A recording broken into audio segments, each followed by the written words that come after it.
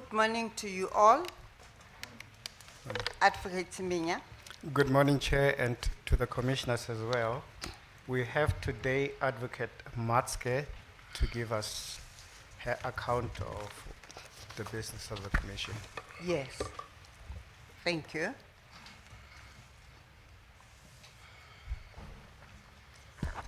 Good morning, Chair. Morning, Ms. Rangata. Yes. Will you be leading the evidence of Advocate Matske? Yes, Chair. Thank you. Advocate Matske, good morning. Good morning. Yes. Will you give your evidence under oath or affirmation? Under oath. Yes. Do you swear that the evidence you will give will be the truth, the whole truth, and nothing but the truth? If so, raise your right hand and say, so help me God. So help me God. Thank you. Ms. Rangata. Thank you, morning, Chair and the commissioners. Good morning, Advocate Matske, Morning. and welcome. Thank you for coming today. Advocate Matske, would you want to state your name and your background under the your profession, a little bit of your personal, not too much, but your professional background? Thank you, Council. Thank you, Commissioners, Chairperson and Commissioner. I'll just... wait. My name is Yetrisha Matske. I've been a prosecutor for 40 years. I left the NPA service in January 2025. I started off as a judge's clerk, as we were called those years. And in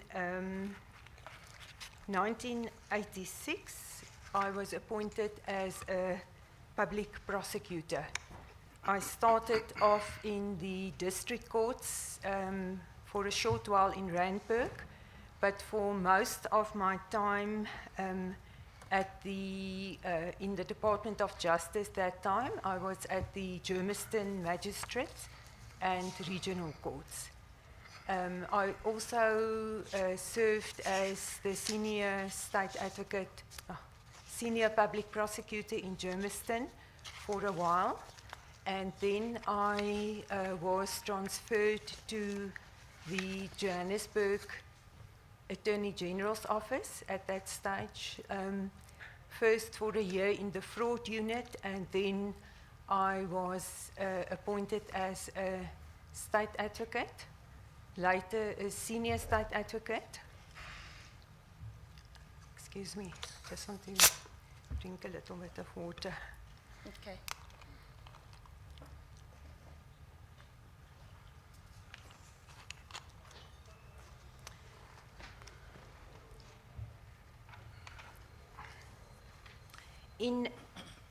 I was then transferred to the national office in Pretoria, which was then newly formed under the leadership of Mr. Nuka.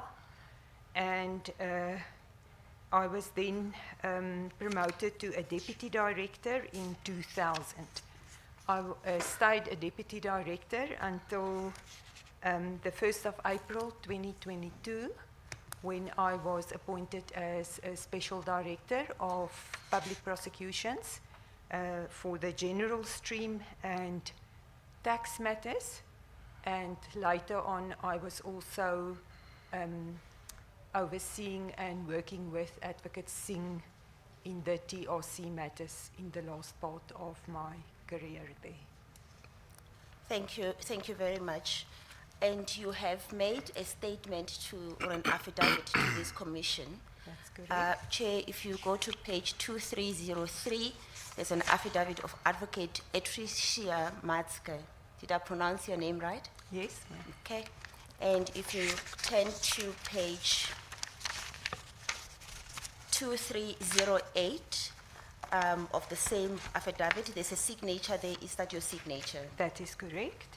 Would you then confirm that this is your affidavit and the contents thereof are true and correct? I confirm so. Thank you. You have already spoken to paragraph 4 of your affidavit, which you have outlined your background and your employment history. Am I correct that you are now on retirement? Yes. So we have taken you away from your comfortable days? Yes. When did you retire? In January 2025, at the end of January, I left the NPA. All right.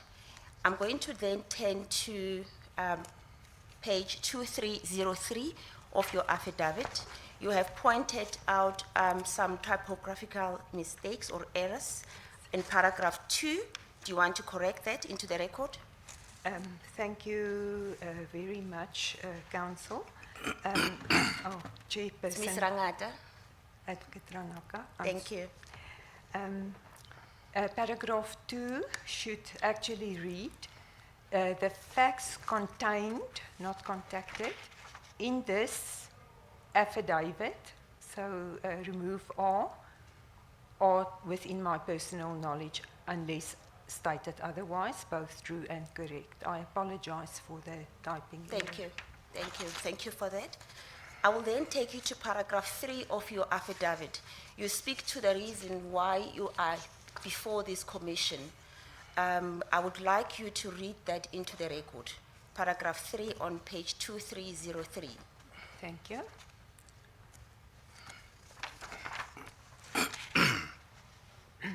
The purpose of my affidavit is to respond to the request made by the Commission of Inquiry into allegations regarding efforts or attempts to stop the investigations or prosecution of Truth and Reconciliation Commission cases. In inverted commas, the Commission, in its mandate under the terms of reference, I am requested to respond to the evidence presented to the Commission by Advocate N. Jiba on 1 April 2026 and provide any further information relating to my involvement and knowledge in respect of the TRC cases. Thank you very much. As a result of being requested by the Commission to deal with this very matter and deal with the issues raised by Advocate Jiba under her examination, you were requested by the Commission to consult with the evidence leaders, and which you did, and out of that consultation, you have prepared your draft statement. The evidence leaders considered it, and you were happy with it, and hence we are here today with your signed affidavit. That is Correct? correct. All right. I will then go to paragraph 6 of your statement, where you deal with the component or the department where you are deployed. Can you just read that into the record? My main portfolio and responsibilities at the National Prosecuting Authority was that of coordination of the representations and complaints component. All right. If one was to ask you what this component or this unit was all about, can you, in short, just explain to the Commission or to the Chairperson what the component was all about? What was the function of this unit? The representations and complaints component came into being in 1998-1999 when Mr. Nguka was appointed as the first national director, and the reason being that the National Prosecuting Authority Act made provision for a review mechanism for the national director. So that is where it started many years ago, under the leadership of various deputy nationals. When we started that stage, it was Dr. De Oliveira, and later on, whoever was in charge of the National Prosecuting Service, the NPS, would then coordinate or oversee the representations and complaints component. So the representations and complaints at the national office would come to the play once the mechanism in the provinces and regions has been, once a complainant or a aggrieved party has made representations to either the senior public prosecutor, then it would go to the director of public prosecutions, and then once the director of public prosecutions has made a decision which is not, which a party wants to be reviewed, then representations would be made to the national office. And this component was the mechanism. Excuse me. Okay. You are comfortable? Yes. Okay.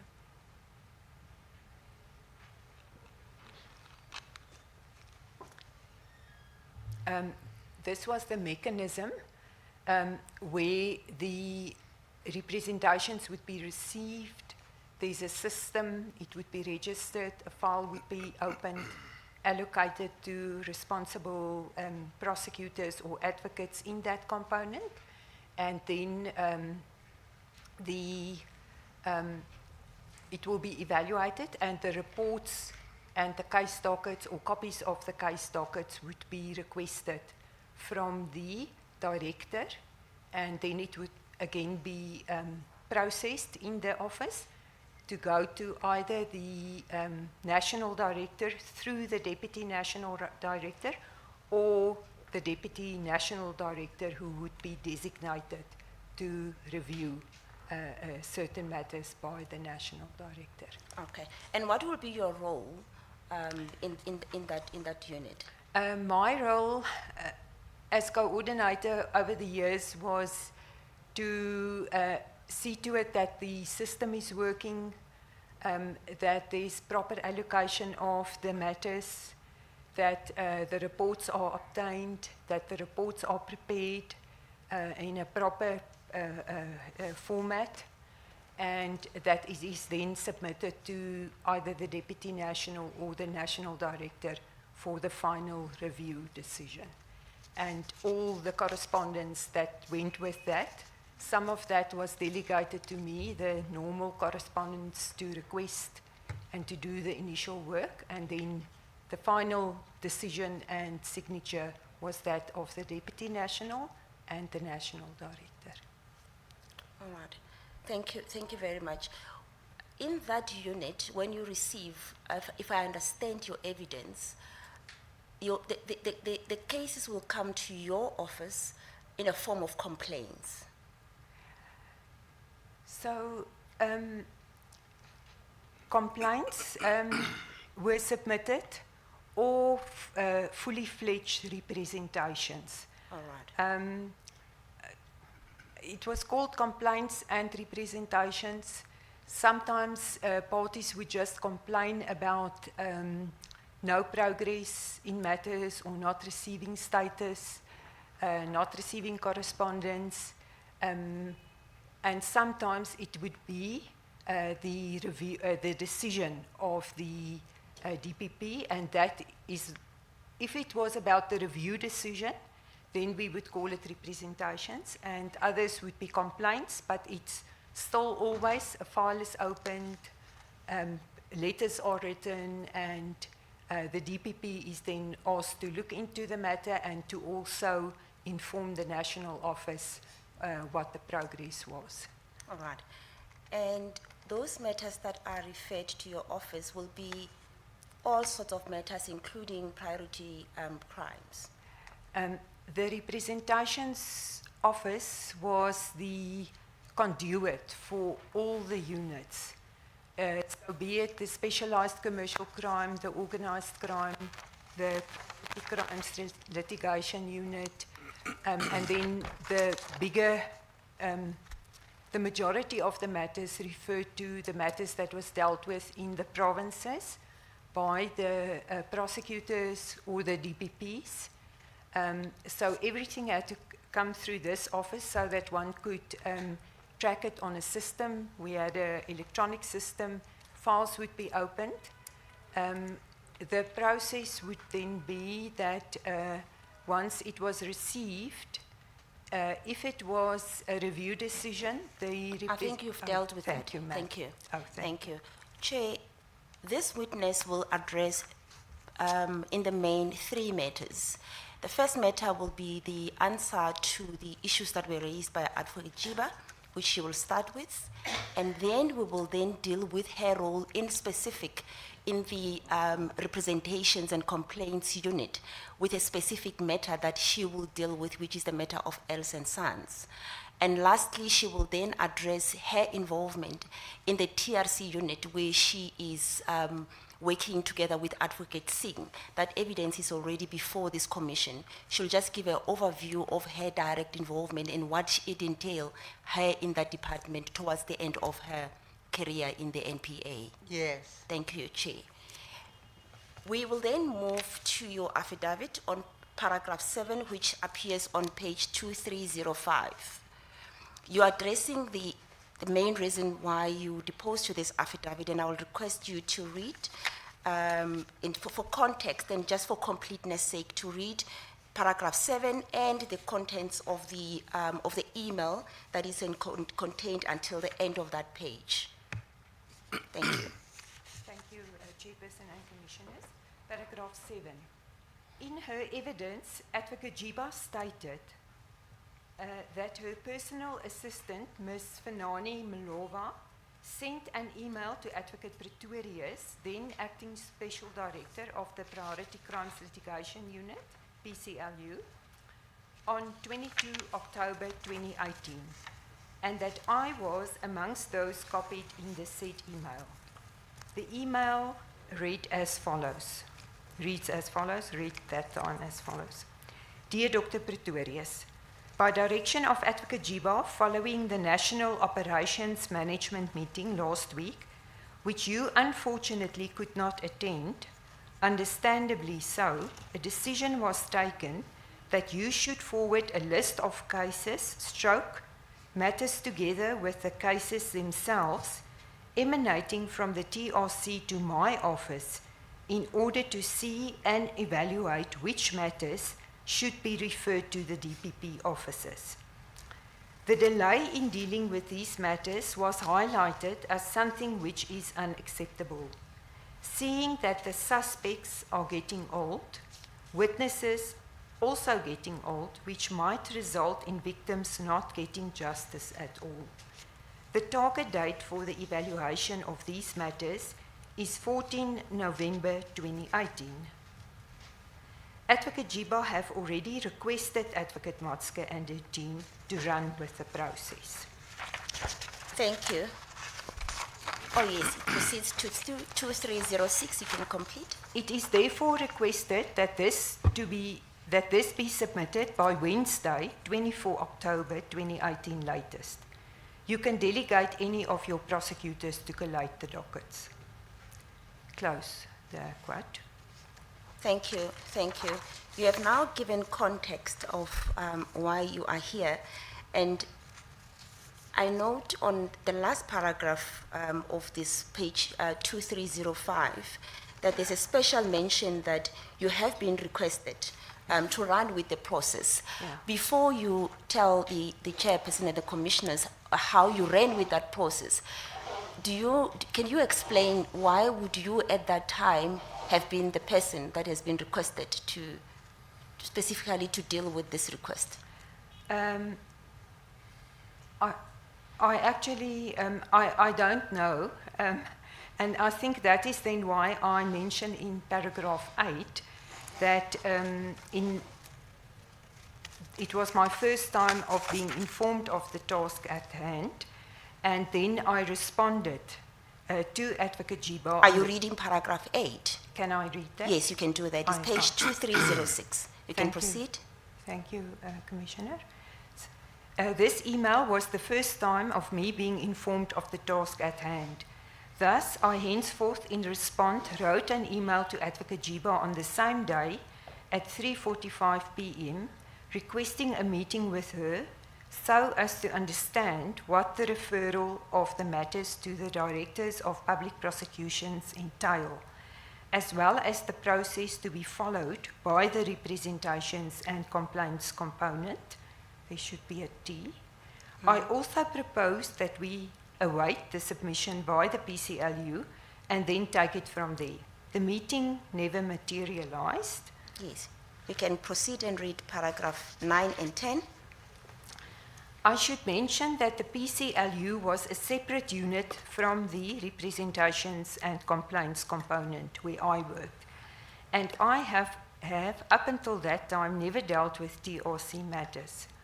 On or about 23 October 2018, I went to the PCLU offices to discuss a list of the TRC cases. I met with Advocate S. Bukau, Senior State Advocate, and a member of the PCLU. Paragraph 10. Yes. The deadline of the 2 days for the PCLU to deliver a list was too short and caused me to investigate the feasibility thereof. I also learned that time that Advocate Pretorius was very ill and evidently not in a position to assist with a consolidated list. Yes, you can stop there for the moment. You have explained that you had no knowledge why you would have been the one that was recommended to run with the process. And you request for a meeting. Was the meeting also going to address the reasons why you were specifically requested to be running with the process, or what was the reason mainly? I think the reason or the request for the meeting was to understand, because I wasn't in the meeting that was held with the Directors of Public Prosecutions. So just to understand the background and what were we supposed to do when we gathered everything and then send it to the provinces. So I needed some direction from my supervisor just to understand exactly what this entails and yes, what is the process that we need to follow, the procedure, and to just get some background. I was not willing to do it because I know over the years in the representations and complaints that you were asked to do other work as well, so that was not the issue. But the issue is work from another component to do it properly, and what is expected, how do we do it, what should we do, what should go. Okay. So that was Thank the you. reason. Thank you, ma'am. Did you at any stage receive any such list? I never received a comprehensive, detailed list or report. But I was obviously concerned to start to get the work done, and that is why I went to Advocate Bukau, or up to the PCLU, and I found Advocate Bukau there. And then I engaged with her. That is then, I think, what I mentioned. In paragraph Yes. 13. You can Yeah. go to paragraph 11. Do you want to read that into the record? Thank you. It appeared that there were not only various lists kept by the respective advocates involved in the TRC matters at that stage, but that the numerous case files or documents were stored in various PCLU offices, as well as the NPA Document Center. I was also informed that a proper audit of all the matters was required, and that it was not only to simply compile a list of matters. Paragraph 12. I just want to do a follow-up on paragraph 11. Okay. You seem to mention that there were quite a number of lists. What was your observation when you went to the PCLU offices? Were you shown anything by Advocate Bukau? Yes. Can you explain to the commissioners? Okay. I'm working from my recollection. which is not always the best. But what I do remember, when I went up, Advocate Bukau had informed me that she worked on some of the matters, a couple of the matters, and she then also later on sent me her list or the documents, or copies of documents that I could start working. But if I remember correctly, she was the only one in that component, that floor, and she actually showed me, she opened up cupboards, so there were documents in the cupboards, and there were boxes with documents. So with all due respect, it was not as if I went in and saw a proper system, if I may say so, of documents. Are you saying documents or dockets? There were documents. Did I say case files?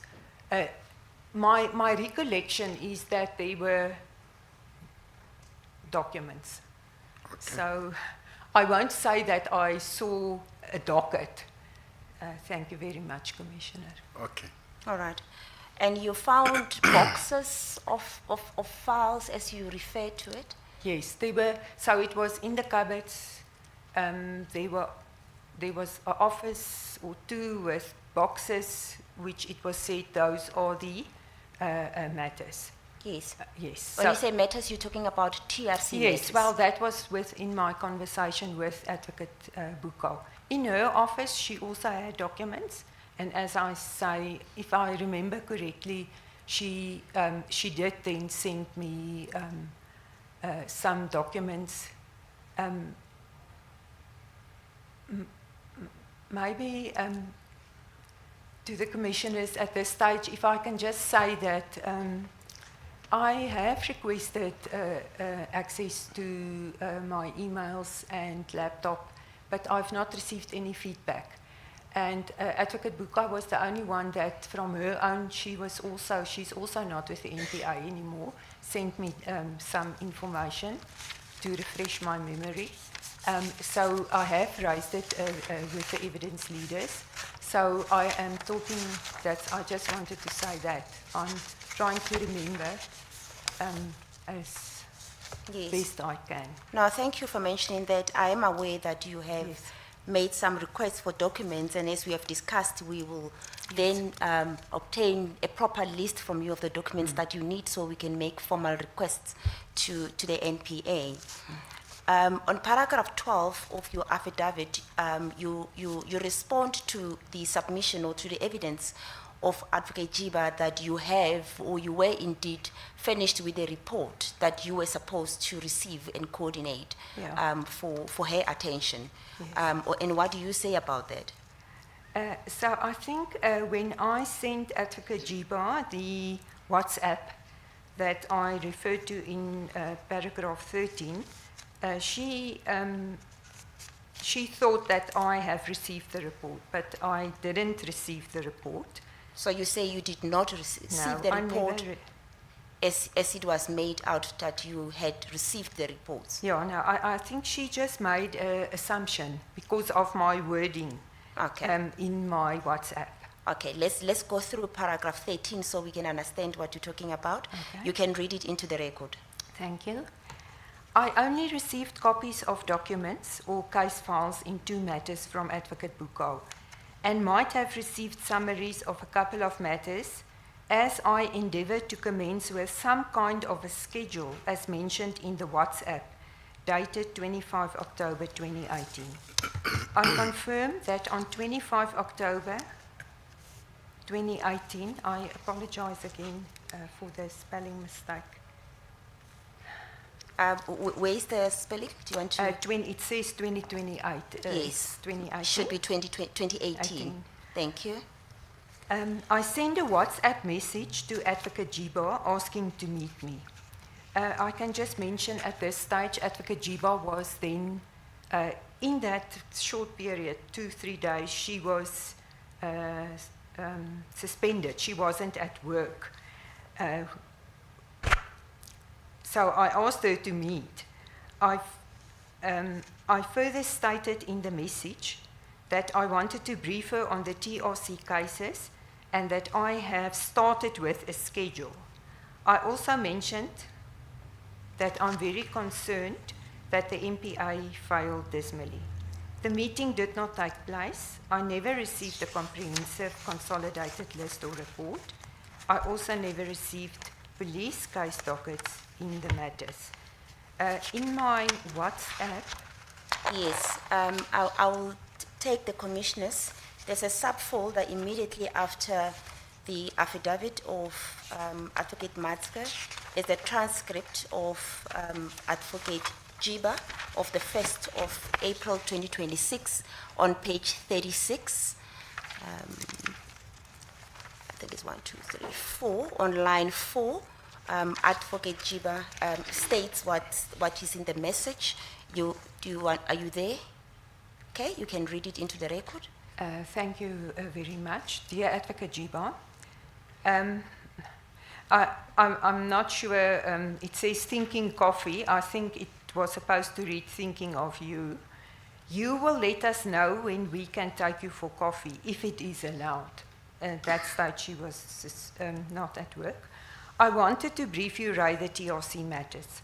I have started with a schedule, and then I'm very concerned that the MPA has failed dismally. So this was, we were without our supervisor from one day to the next day. Let's take it from this stage. You receive the email directing you as to the process that needs to unfold. Yes. That is on the, what is the date? 22nd of October. Yes. 3 days later, you send a message to Advocate Jiba, Yes. and you want to brief her on the progress that you have made thus far. Yes. And within that 3 days, she was already out of her job. Yes. How did you learn that she was no longer with the NPA or in her position? I cannot recall exactly, but whether it was an official notification on our emails or whether we just heard, if I may say, in the grapevine that Advocate Jiba is presently not there. I can't remember exactly, but we knew then that she wasn't at work anymore. And you'll say that the message that you sent it being aware that she is no longer responsible for those files that she had requested, but you still wanted to take her through what you have collected, and you wanted to share with her your concern. Yes, because at that stage, if I did it like this, it was because we were still waiting for a new supervisor. And as you say, the meeting never happened. She never responded to Unfortunately you. not. Understandably so.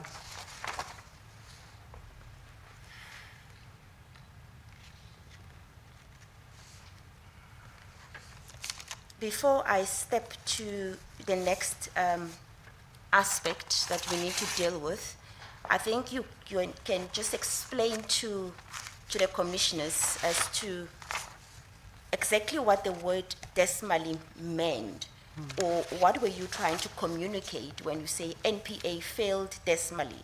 If you were to unpack it, what would you say?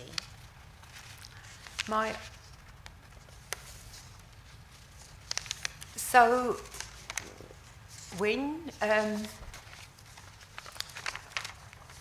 I said that, because when you start with the schedule and the cases, the little that I had, and most probably the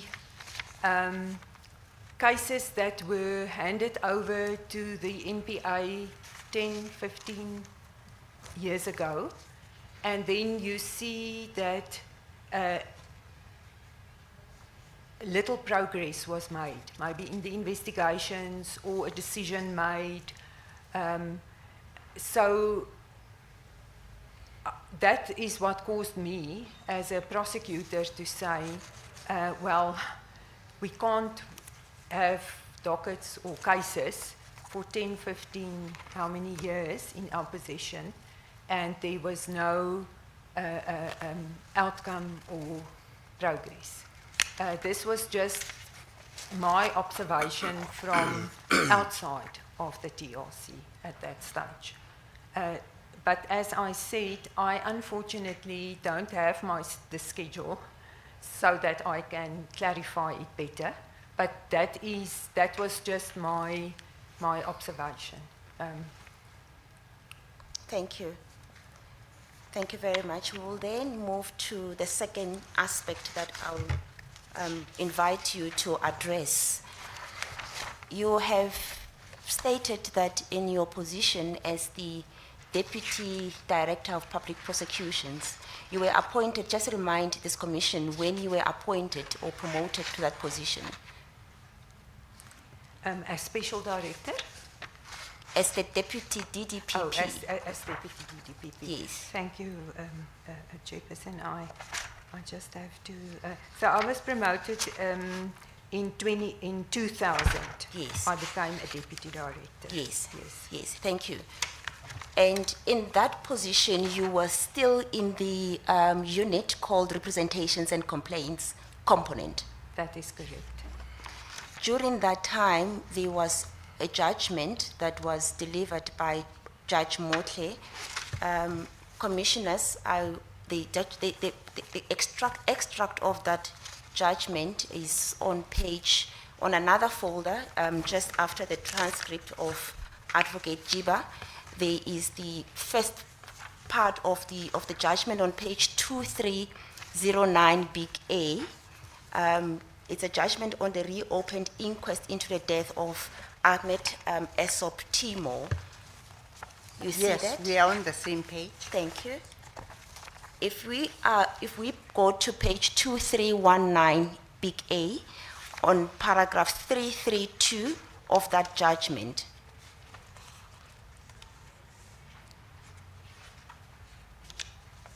Are you there? I am not there, ma'am. Commissioner, I'm sorry. Just after the transcript, there is the next folder is the judgment. Oh, there. And you page through that, almost at the end of that document, page 2319 big A. 23, is it? There's paragraph, you go to paragraph 332 on that document.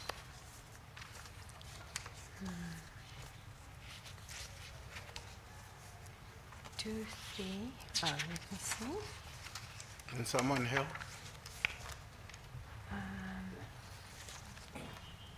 Thank you. I'm a little bit lost. I apologize. It's the same file.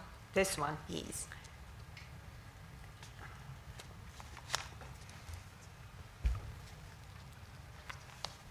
Oh.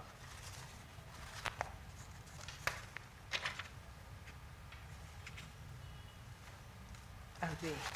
Thank you very much.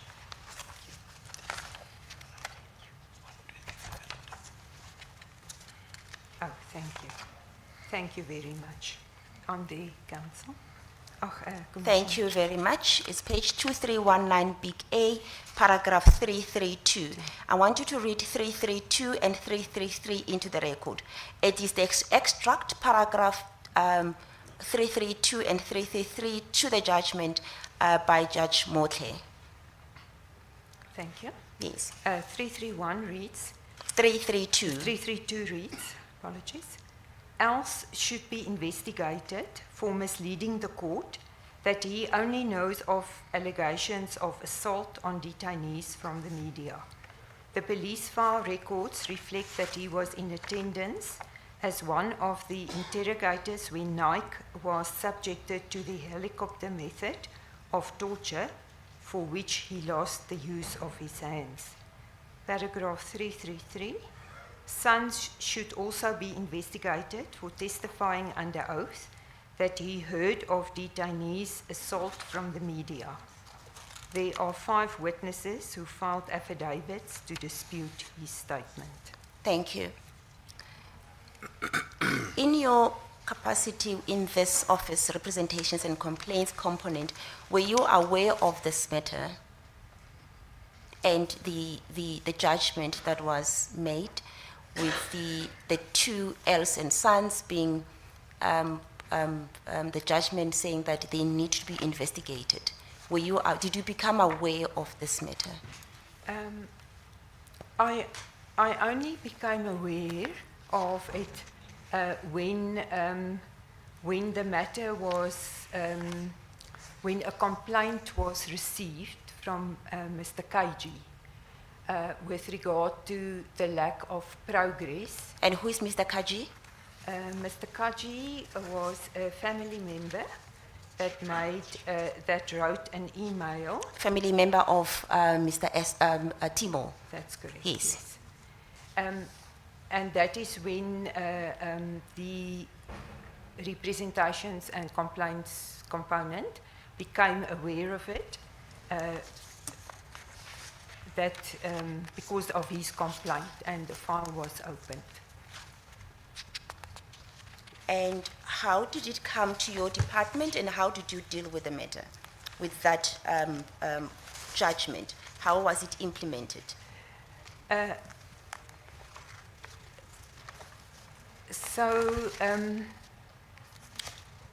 process, if I can just mention, Yes. once the order was made, a case docket was opened at Pretoria Central CAS Police Station, and that was in October 2017. Two case dockets were opened according to the record. So the police dockets were opened, and then generally what happens is once the case docket is opened, it is investigated by an investigating officer, and then it must be taken to either the senior public prosecutor or the Office of the Director of Public Prosecutions. I unfortunately don't have access, so I don't know whether it was brought directly to the Office of the Director of Public Prosecutions, but at the stage when Mr. KG made the or complaint, then a letter was written to the Office of the Director of Public Prosecutions. At that stage, there was an acting director, Advocate George Paloy, to request status of certain matters that Mr. KG was complaining or brought to the attention of the National Office. So that is how our file was opened, and that is then when we started to get involved. Okay, you received the complaint from your office. How did you deal with the complaint, or how was it handled, that particular complaint? So in the file, the complaint, a letter will be written to the Office of the Director of If I Public may, just to interrupt, what was the complaint that you received? According to the statement of Mr. Veermans, Okay, Chair, there is a separate file that has been provided. Is the file that contained the statement of Advocate Singh, and on page 449, there is an extra I, which is the affidavit of Mr. Leon Veermans, who is in the senior public prosecutor, who was mandated to prepare a timeline, in particular on this matter of Els and Sons, and that's where she's making reference to. Yes. You can proceed. thank you. So when the complaint was received, a letter was written to the acting DPP. And who wrote that letter? Was It it was yourself? most probably the advocate. Thank you, commissioners. If I can just say that in the representations and complaints component, there were a number of senior state advocates, and that reported to me as the deputy director. So once a file is opened, it's allocated. So the letter writing, that would have been done by the senior that was allocated the file. And then I don't know whether I signed the letter or whether it was PP'd by the senior, but the request that went to the acting DPP was please provide a status report on the matters that was complained about. And Mr. KG was then also advised accordingly. That was So you submit the letter together with the representations to the DPP for his consideration. well, at this stage, it was a complaint It was on just the a complaint, status. yes. And then after that, according to the timeline, paragraph 7, the acting DPP then responded in a letter dated 21 May 2020 with his decision on this specific matter. And what was the decision? Well, the decision was not to prosecute. Right? Not to prosecute? Yes. Yes. And that is then usually where the representations will then kick in, because when a party is aggrieved about the decision of the DPP, then representations can be made to the National Office to Yes, request. I think it may help if you can just read that paragraph 7 Oh. because it has dates as well. Thank you. Thank you, Commissioner. Paragraph 7. The acting DPP responded in a letter dated 21 May 2020 with his decision. This office advised the acting DPP on 28 May 2020 that we will await Mr. KG's representations. Thank you. And did you receive the representations? The next paragraph, Yes. 8, says representations were received on 21 June 2020 from Weber Wenzel Attorneys on behalf of, my page is not clear, Mr. Kaji? On behalf of of KG. Mr. Imtiaz Ahmed Kaji KG, thank you. and the Yes. Foundation for Human Rights in respect of criminal matters against Mr. Neville Els, Pretoria Central, CAS 822/10/2017, and Mr. Seth Sons, in brackets, Pretoria Central, CAS 798/10/2017, paragraph 8 ends there. Yes, thank you, Commissioner. So now the decision is made, representations are received on behalf of Mr. Kaji. I want you to speak to your recollection as to once the representations were received by your office, what was then done? The senior in the office will then, or did then prepare, so after the representations was received, the report was received from the DPP, the copy of the case docket, and then once all the information was received from the DPP, the National Office prepared a comprehensive memorandum with copies of the representations, the report, whatever other relevant documentation, all must go as annexes in the memorandum prepared that time for Advocate de Kock, because he was delegated for the review decision. And what was Advocate de Kock's position at the time? He was a Deputy National of Public Prosecutions, and he was delegated to review Yes. certain matters. That is the late Advocate The Rodney late- de Kock. Thank you, Commissioner. The late Advocate de Kock. Yes. Yes, you can proceed. So the memorandum was prepared by the senior.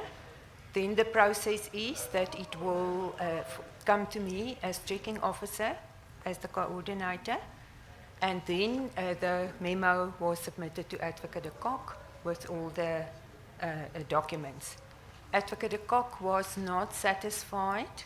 Do you recall what was in the memorandum?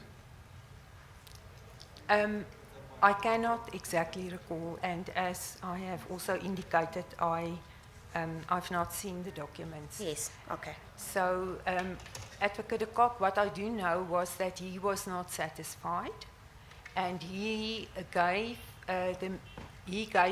wanted the file to go to the organized crime component, to another senior for a second opinion. The second opinion, when he received that, he endorsed that, and that is then when he stated that the matter, the prosecution must proceed, and letters were then sent to the DPP instructing the enrollment of the matters, and the representors were then also informed of the process. Yes. So then from the review, a decision was then made that they must proceed with the prosecution of Els and Sons. Yes. And were they prosecuted?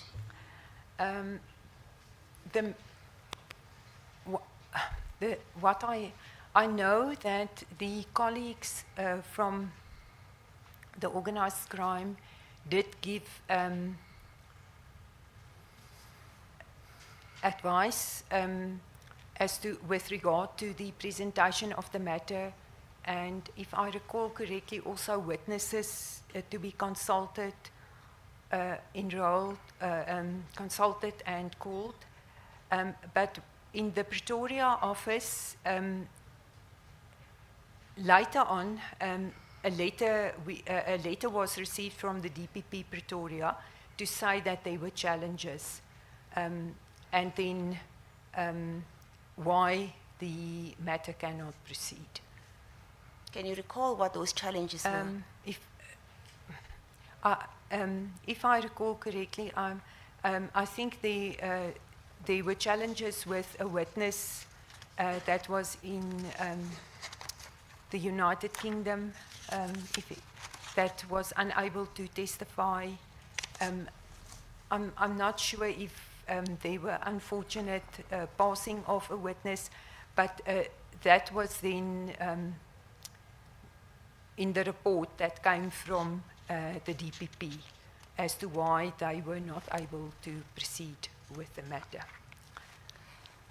At that time, when the decision was made, was there anything that your department was involved, or was there any reason why your department will still be involved to oversee the actual prosecution of these individuals?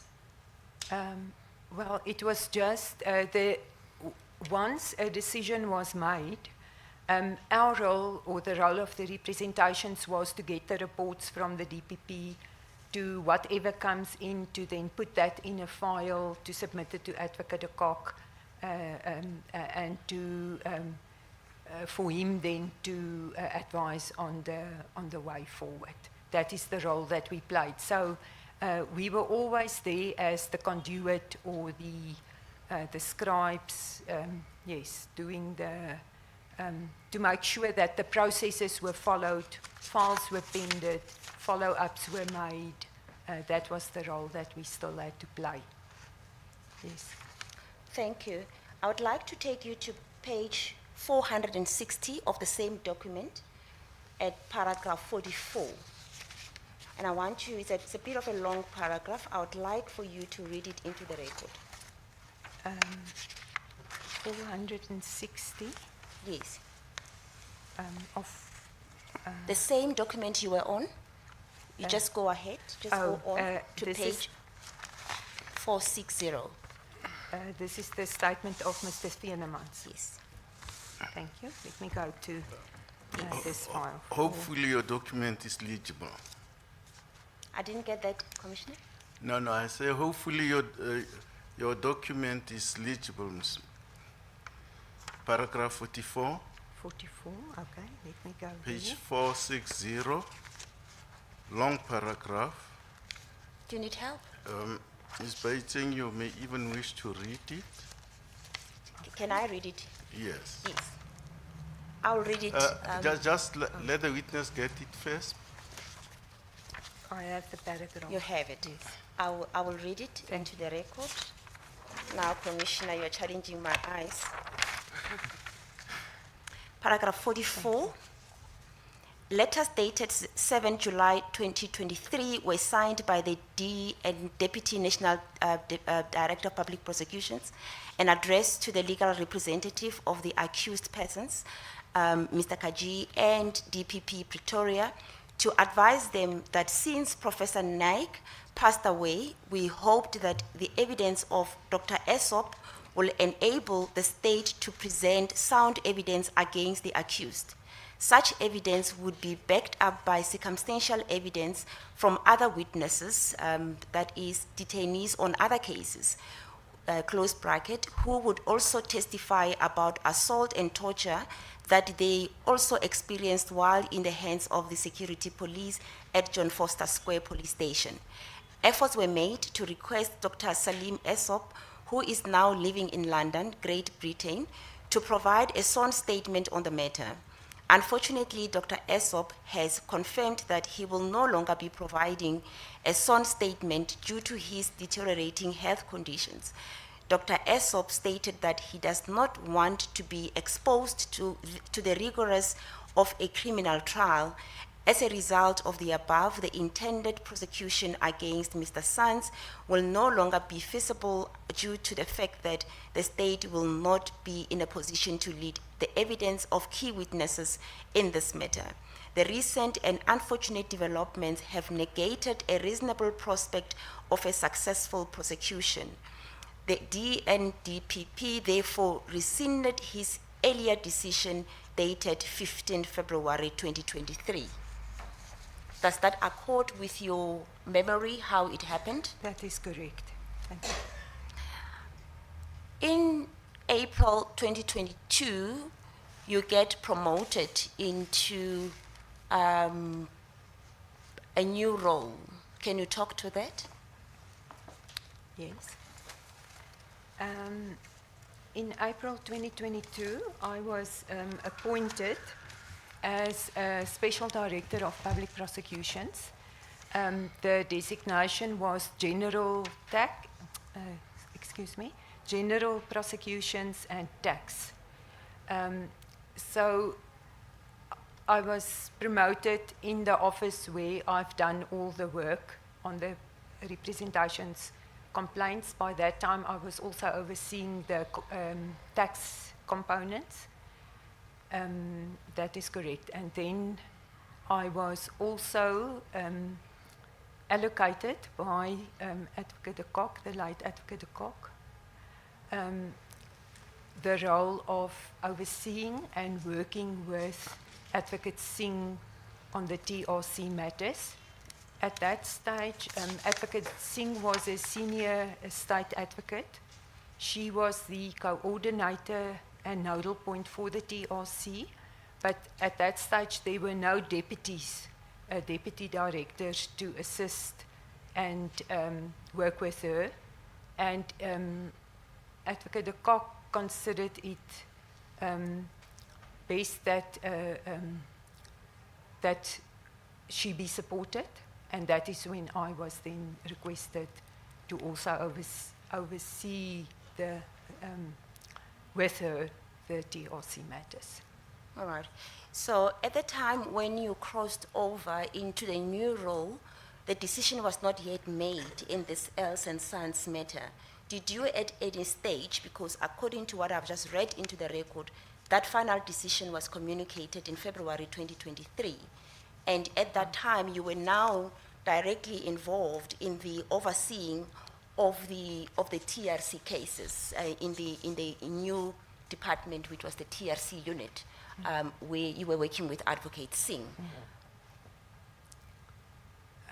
So is the question as to what was my role in the Els and Sons matter at that Yes, stage. yes. So I was, I was still, let me just say that this matter that came out of the judgment was not allocated to the TRC component as such. It was dealt with in the in the general stream.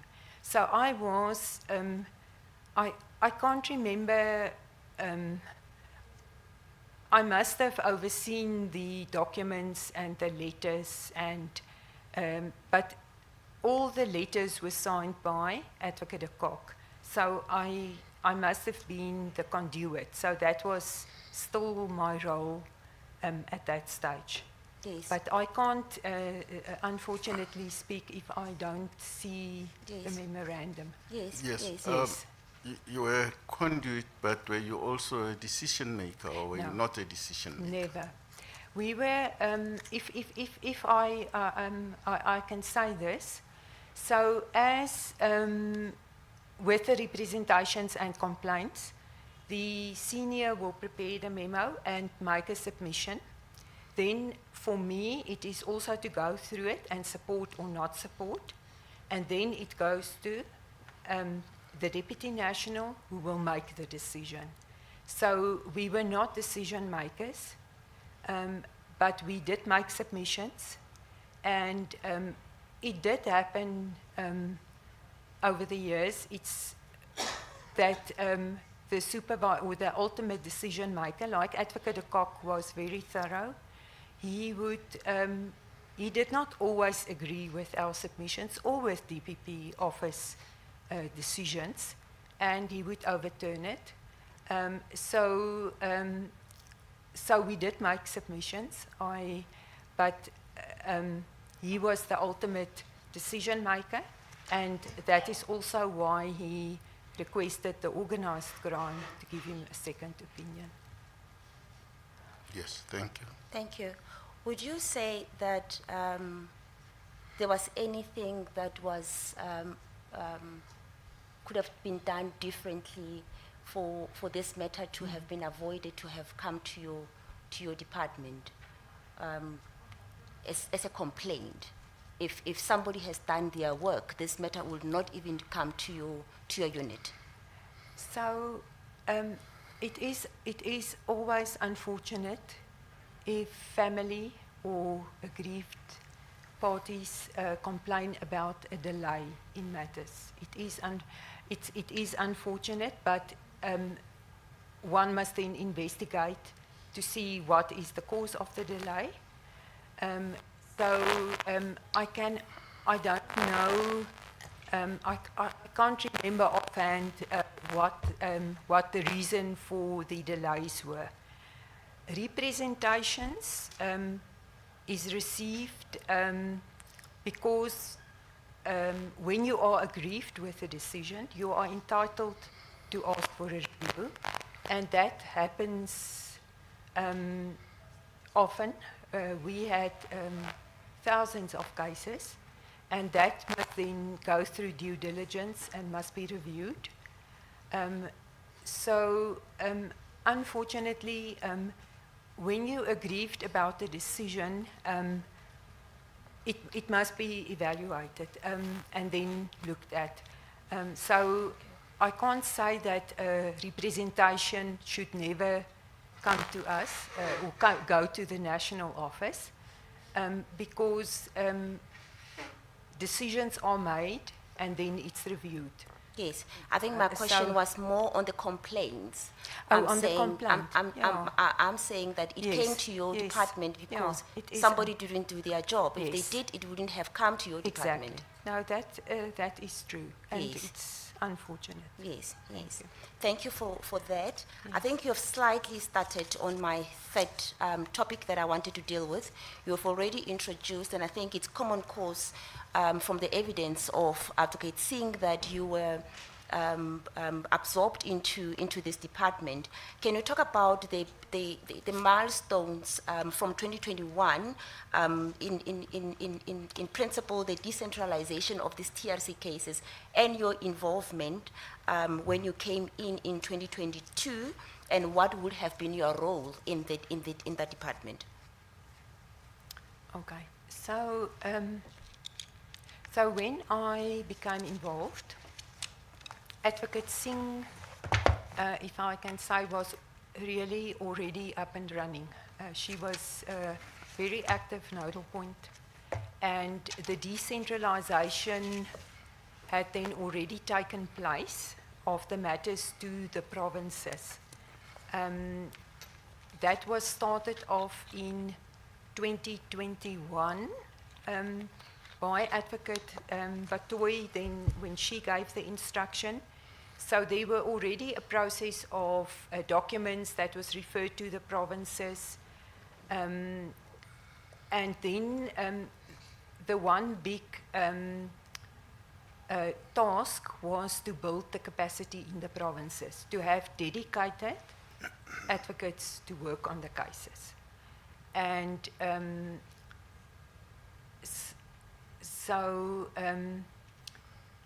so when I became involved, I can remember that at that stage we started to work on the building up of the dedicated prosecutions, building the dedication for the prosecutors.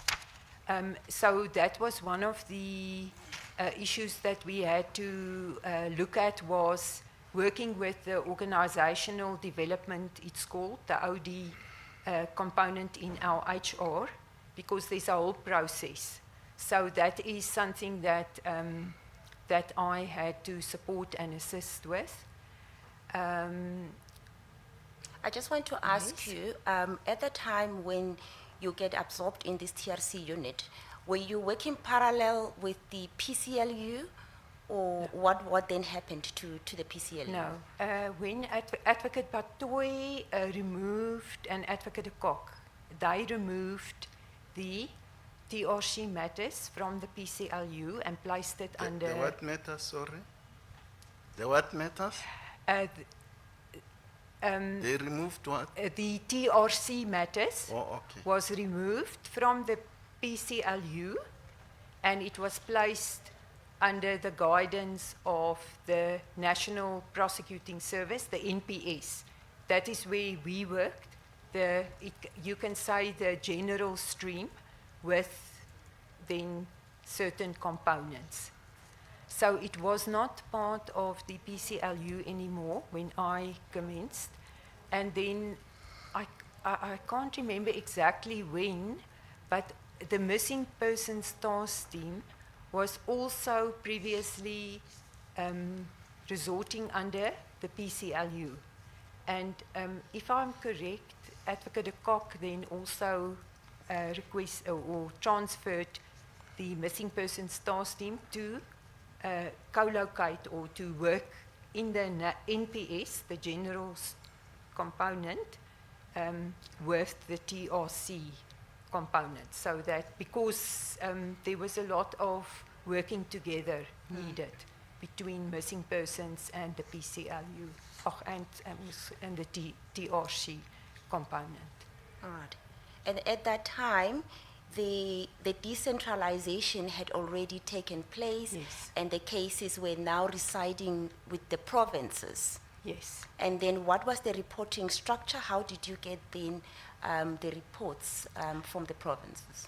So in all the provinces, as Advocate Singh did go into the detail in her affidavit, but in all the provinces, there were then dedicated advocates, as well as in most of the provinces, a deputy director coordinating the TRC provincial component, reporting to the Director of Public Prosecutions. So the reports would come monthly from the Director of Public Prosecutions office, which was mostly compiled by the coordinator in the province. All of that would go to Advocate Singh, and she would then compile a comprehensive monthly report with all the matters, the progress, the challenges, the good lessons to be learned. So that was a very comprehensive report that would be prepared and be submitted to me and via me to Advocate de Kock. But what also happened was we had monthly meetings with the directors of public prosecutions, where I was also then involved because I was a special director, and Advocate Singh as the nodal point was also involved in all the meetings. And Advocate Singh would then present a synopsis of what was happening in the provinces, where are the challenges, and so that everybody in the, all the leadership could see what was happening in all the provinces. So that is how we received the progress on the matters. I can also mention the so-called accountability sessions that Advocate Singh spoke to. The accountability sessions was direct engagement with the provinces, the nodal point, together with the DPCI. That was a very important step, the appointment of the DPCI investigators.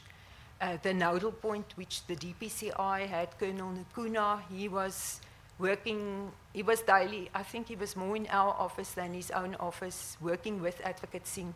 So that, that structure and that working together really brought or gave a lot of impetus to the matters. So the accountability sessions was over and above just checking on a daily basis what's happening. There would be visits to the provinces with the investigators. Everybody had to present their cases, the prosecutor with the investigator. So that was quite intensive, and it was 2-3 days at a time. Okay. Yes. Okay. Thank you very much for that. My last question to you is, having listened to your evidence, in comparison, you've spoken about your dismay or your concerns in 2018, where you've seen gaps and you've identified that matters were not being properly handled. And now you are directly involved in 2022 going forward in that department. Would you say that there was an improvement, and what was your observation? If I may say so, according to me, there was a vast improvement. Just starting from the organization, putting files together, going through a mass of information, not only with the then PCLU, the document center, getting the missing persons task team on board with all their knowledge, their information. So just the organization of getting documents together to have a docket or a case together, not all over the place. That was the one thing. I think the decentralization and the dedicated capacity, that was a milestone. The working together there, the accountability sessions, but the liaison with other stakeholders, building relationships not just with the police, also with archives, with some of the firms of attorneys, other people that had information. Then Advocate de Kock, I actually still think of him. So the late Advocate de Kock, he started the meetings with the stakeholders. He was extremely hands-on. He was a deputy national, but he was so hands-on. So you confirm that there was a huge improvement? Yes. Yes, yes. Is there anything in addition that you would want to say to the commissioners?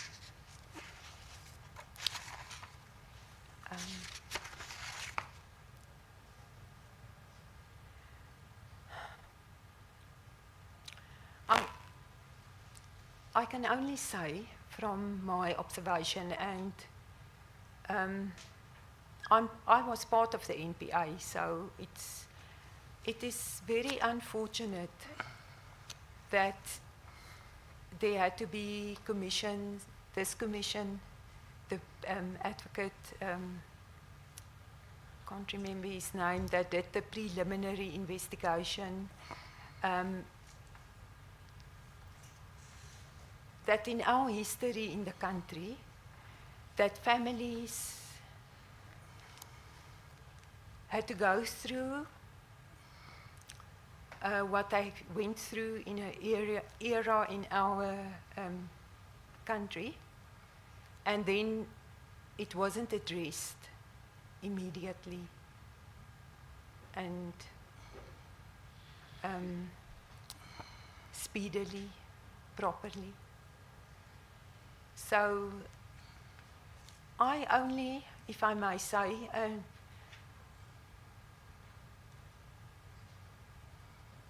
I really only saw the extent of the hardship when I started to work directly on the TRC matters.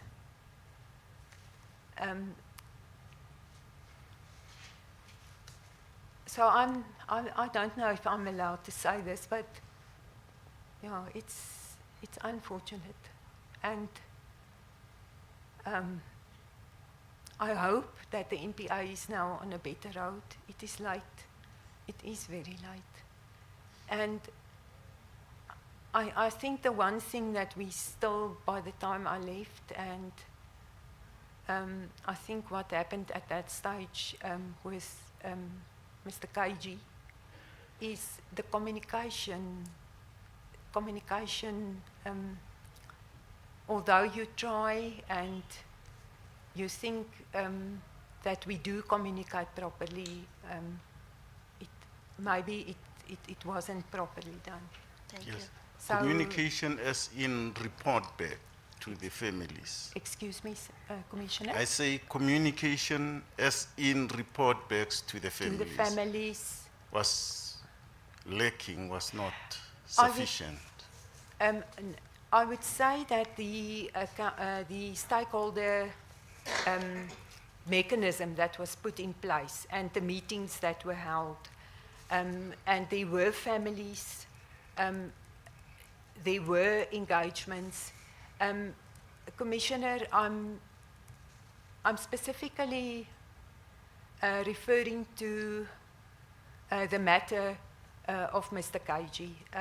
I don't know what went wrong there in sitting and in personally informing him of this is the reason, this is the outcome. Thank you. Yes, thank you. Thank you, Chair. That is the evidence of Advocate Matzke. Thank you. Thank you. Thank you, Ms. Rangaka. Thank you for your evidence, Advocate Matzke. Thank you. Could I just take you to paragraph 15 of your affidavit?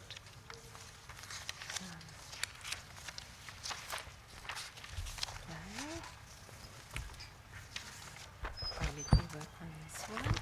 Are you there? Paragraph 15.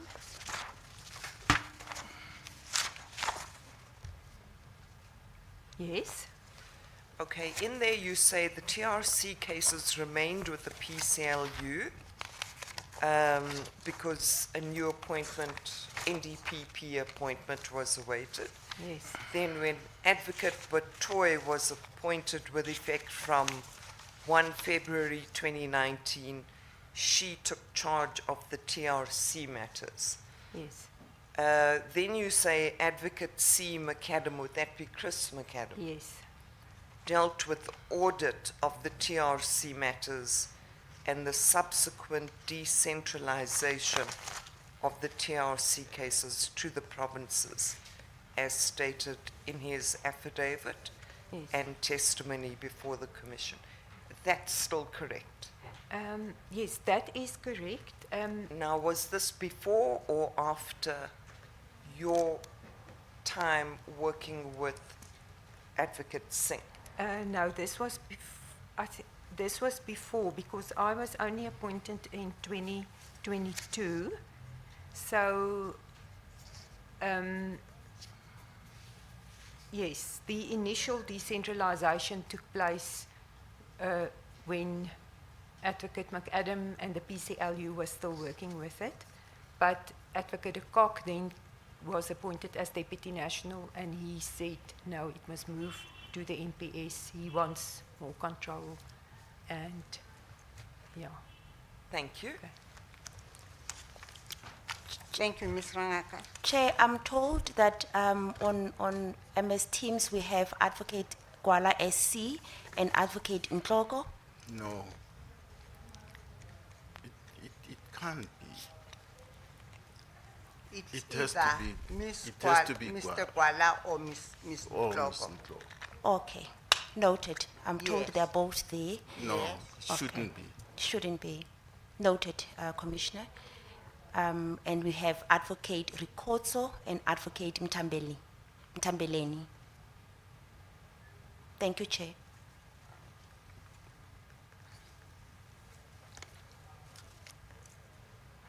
Ms. Moroka, any clarificatory questions? No clarification questions. Thank Chair. you. Ms. Mchizana, any clarificatory questions? Yes, you may proceed. But we can't hear you.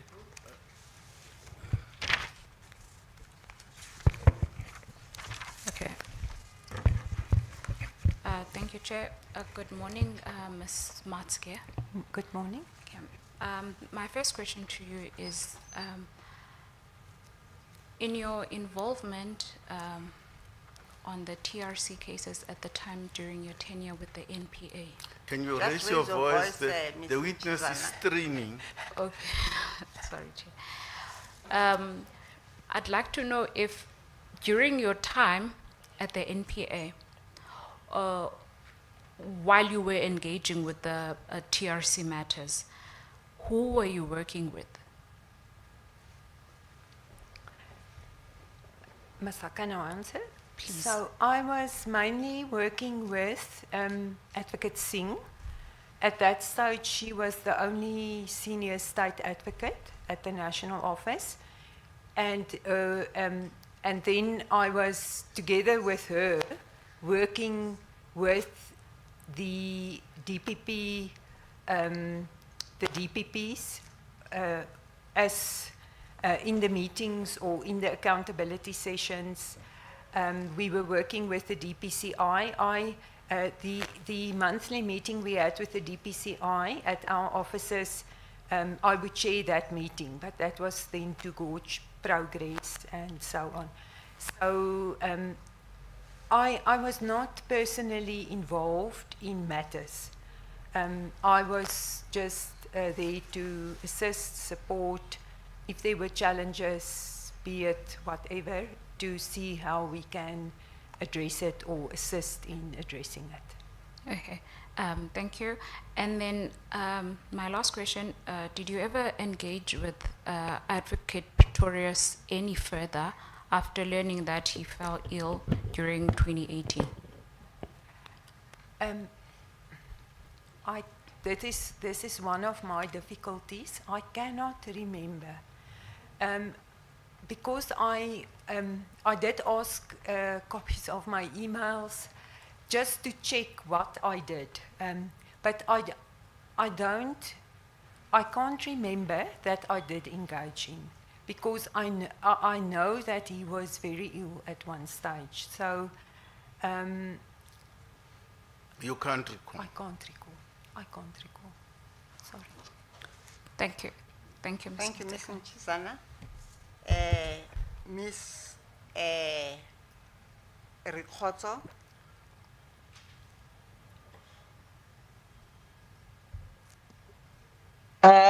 Thank you, Chair. I don't have any clarification questions. Thank you, Ms. Rikotso. Ms. Mtambeleni. Thank you, Chair. I do have questions for this witness. Yes, you may proceed. Good Good morning, Advocate Matske. Morning. Just by way of the read of your affidavit at paragraph 7, where you make reference to the email that was sent to you by the personal assistant to Advocate Jiba. If I may, on that point, you mentioned that you did not know of the request that was made, or rather it is stated there that you didn't attend the particular meeting that is in question here, and that you only learned of the pardon me, I think my network is poor this side. And if maybe I may take it from where I left it.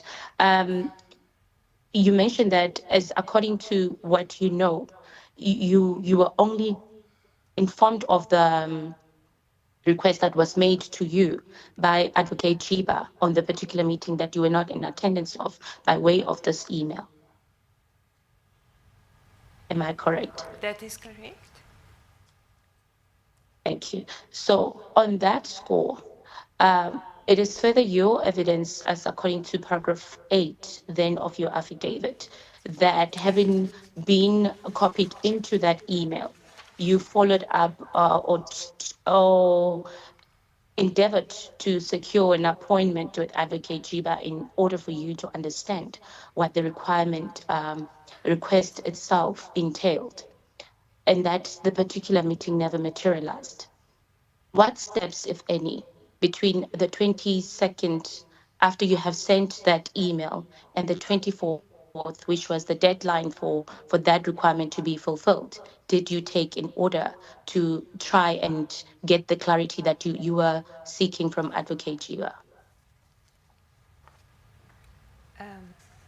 I couldn't communicate any more with Advocate Jiba than than send their WhatsApp. I cannot remember what else I tried because I do not have access to my emails or my laptop or my documents at the MPA. So I do know, and this is why I did go up to the PCLU, that if your name is mentioned and you are given a task, that you must just start working and try to do what you can. But unfortunately, I can't remember anything more, and the last was my WhatsApp to Advocate Jiba, and then what I can also not remember is who came then to our office, who was acting, and there was then also this time in Yes, between. really, Thank you. the answer lies at paragraph 36. Thank you. That was read. It says the witness was saying Ms. Jiba was suspended, and then what the witness knows is that here I saw a message that was written to me by Advocate Trish Maskey, and that part was read into the record. Is that not the answer? And may I add to that also what the witness has stated in paragraphs 13. So that does not require clarification. Thank you, Commissioner Kumo. Maybe having considered what has already been read into the record, and for me to have a clear and further understanding of what is at play over and beyond what has already been stated, I just want to purely find out, because from what we have, the witness states that she wrote immediately to Advocate Jiba on the 22nd, and the deadline of the request was the 24th. And Advocate Jiba was only suspended on the 25th. And as I would have it, if I had heard clearly on the evidence that she has placed before record, she sent a WhatsApp to Advocate Jiba on the 25th. I'm not certain as to was it before she learned of her suspension, or was it after after she learned of the suspension, of which at that time we are not certain Okay, exactly. sorry, it's okay. If you follow Advocate Maske, respond to the question that was. In other words, Thank you, when Commissioner. did you send the WhatsApp to Advocate Jiba? Before or after she was suspended? I believe you've already said that you sent it after she was suspended. Yes. Yes, Commissioner, that's what the witness has already put on record. It was after Advocate Jiva had left. Yeah. Yes. Yes. Thank you. Uh, Thank you Advocate for that Matske, clarity. you confirm that? This is, That's your evidence. yes, this is what I gathered from the WhatsApp. Yes. Yes. Yes. Ms. Thank you. Ntambeleni? Thank you, Chair. And having had that answer now, after you received no response, I believe at that stage, did you get any response from Advocate Jiba? Because you did mention that you tried to have coffee with her, as your WhatsApp stated. Did you get any response that would have led you to know that over and above Advocate Jiba now being suspended, how then do you go forward with that particular request that was made? Excuse me, can you just repeat the last part of your question? Or maybe let me just paraphrase it a little bit there.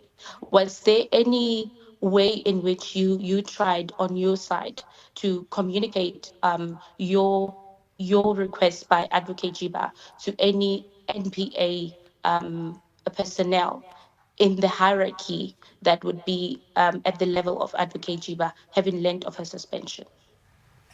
That is what I can't remember, and I cannot remember what I did because I have nothing to refresh my memory on that.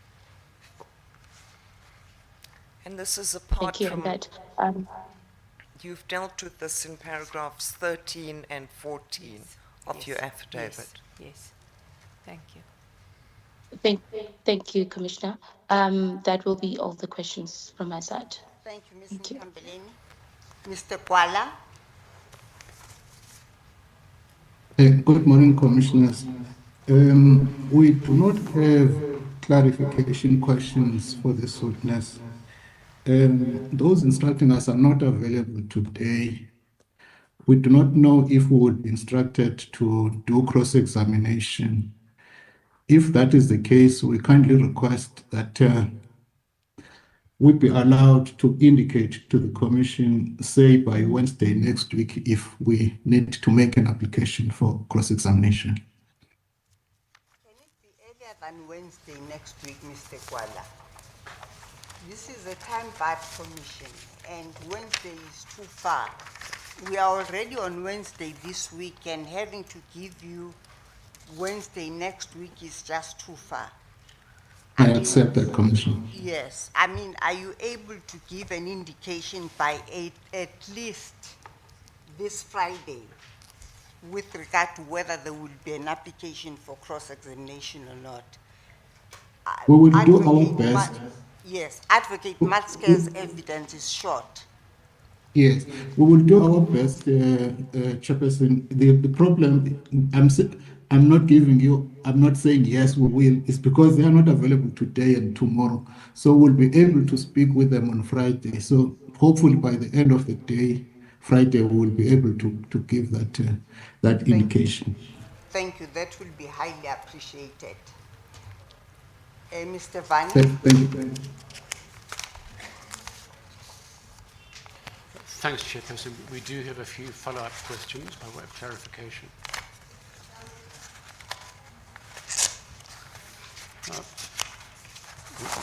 Mrs. Matska, thanks for taking the time to be with us today. I should disclose to the Chair that we have been in one or two meetings, and we always found that your involvement and inputs were cooperative and helpful. When you've prepared yourself for today and also to prepare your statement, I understand you did try to retrieve some documents and some emails. Did you approach the NPA directly, or did you work through the evidence leaders? I had a consultation with the evidence leaders, and then I did approach the NPA. I sent emails, I WhatsApped, and then I've now also escalated to the evidence leader, and yes, so I did try to get. I contacted the PA to try and trace my laptop, but unfortunately that was in April this year, so I've not received any feedback, and I consulted with the evidence leaders, and I thought I should just come and speak of what I know and have and not delay. But the evidence leader indicated that they will further assist. Thank you. Yes, I think that does make sense. Now, if the evidence leaders and the NPA are able to uncover those documents, would you be still willing to give us your views on those documents, perhaps on affidavit? Yes, I will. Is it with regard to the list and the schedule and all of that? Yes, exactly. Absolutely. Myself would like to see what I had there. Thank you. If I can turn to paragraph 9 of your statement. Here you mentioned that the PCLU was a separate unit from the representations and complaints component where you worked. Up until that time, you had not dealt with TRC matters.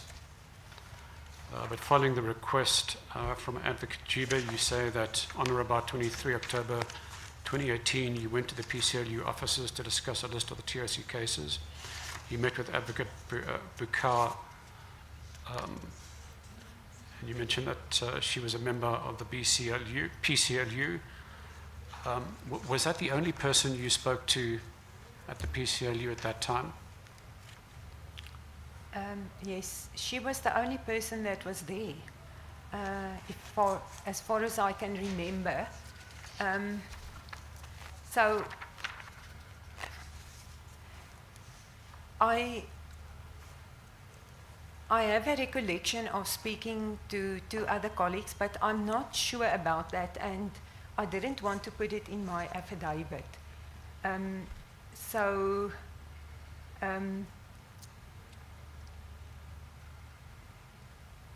With Advocate Bukau, I know I went up, and she then, when I spoke to her later on, so I spoke to her also before I received some documents from her to refresh my memory.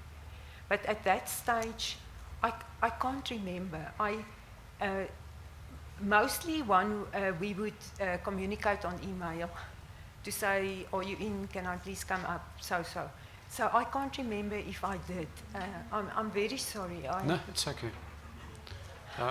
It's several years ago. You can't be expected to remember all detail. At paragraph 11, you indicate that, I think this was during one of your visits, it appeared that there were not only various lists kept by the respective advocates involved in the TRC matters, but that the numerous case files, documents, were stored in various PCLU offices, as well as the NPA Document Center.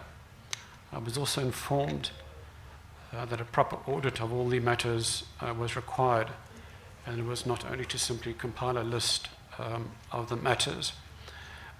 When you were saying you were informed, would I be right in saying that that was Advocate Bakar who informed Yeah, you?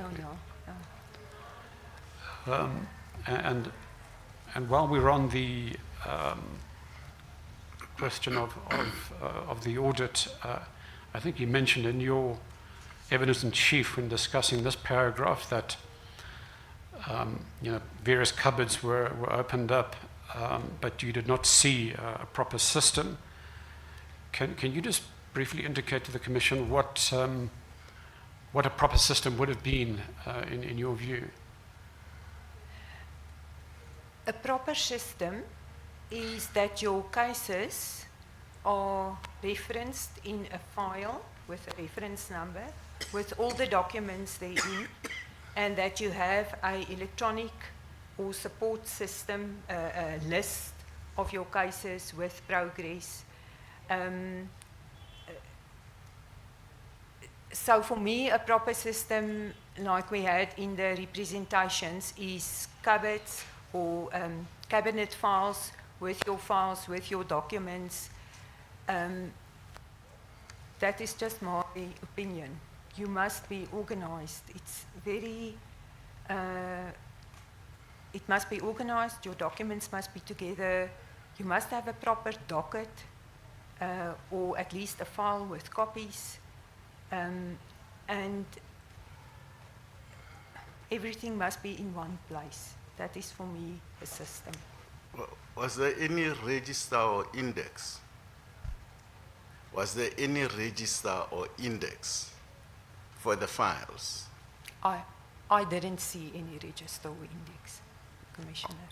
Okay. So at that time, just from that cursory look, would it be true to say that it appeared to be quite haphazard in terms of at least the filing? Well, that is what I also gathered, if I may say so.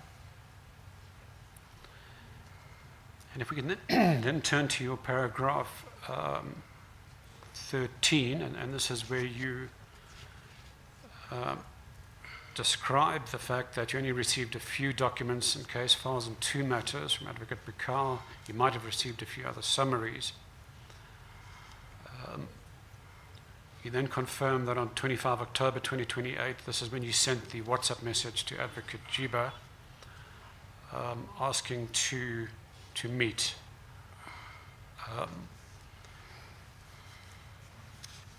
As I understand the request, you had suggested that that you and Advocate Jiba meet for coffee to discuss the matters. Did you suggest coffee because you preferred to chat in private and have a discreet chat with her? No, sir. Commissioner, no. It was because she wasn't there anymore. I was stressed. I needed, and I would never ever have asked her for coffee if she was still in our office. I would have had met her in a meeting, and she would have explained. So that was not a private issue. It was, if I read that, when I read that, I didn't even remember that I wrote that WhatsApp. To me, it tells me this is the desperate, stressed advocate, prosecutor trying to get direction to do the work I was supposed to do. So it's not about private and not in the open. Thank you.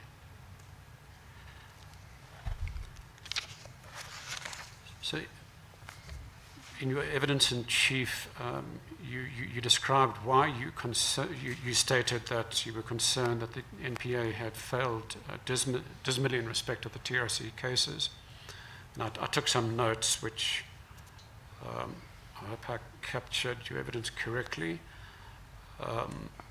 You said when you start with the schedule, cases were handed over to the NPA from the TRC many years previously, with little progress made.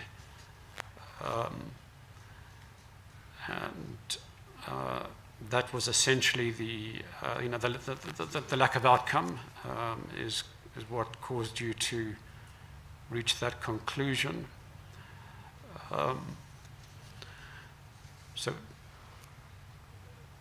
just on that score in terms of the lack of delivery, by that time, this is I suppose around 2018, had you been aware of the previous history of the TRC cases, such as the struggles to get investigators in the 2000s?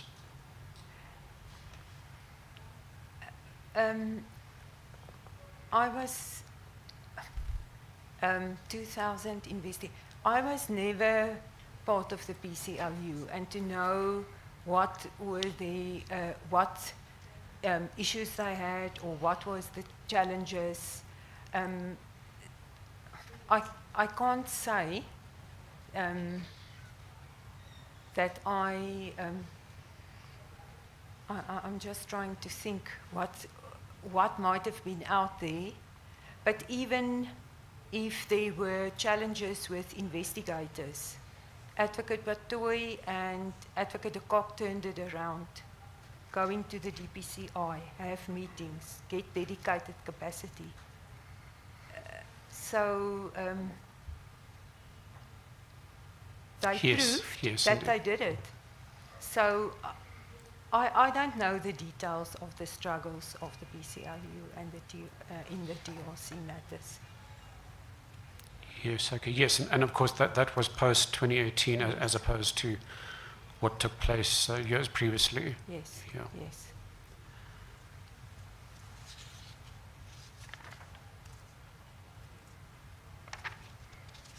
So you mentioned that you're still waiting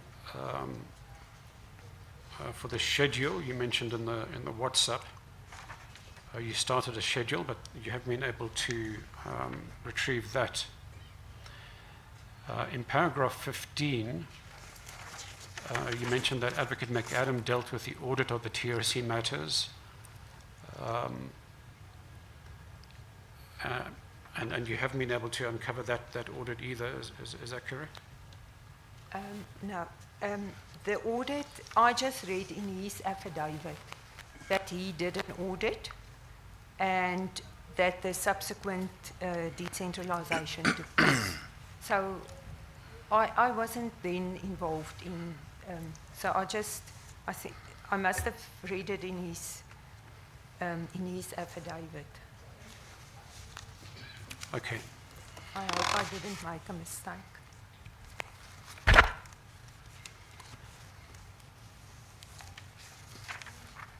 Now, when you returned to the TRC cases, which I understand was in April 2022, when Advocate Batoy asked you to oversee the work of the TRC component.